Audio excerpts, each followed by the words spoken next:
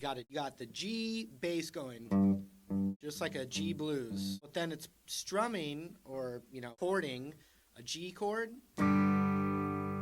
And then basically it's like almost playing a C over it, but while still holding this part of the G chord. So what we're going to do is we're going to play the ring finger on the 3rd fret of the low E right here. And then I'm going pinky on the 3rd fret of the high E right there.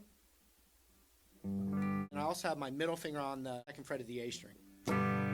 Okay, then this finger scoots back a string to the 2nd fret of the D. Index goes to the 1st fret of the B.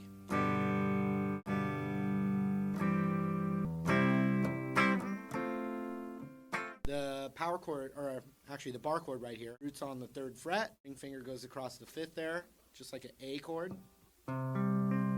Does that.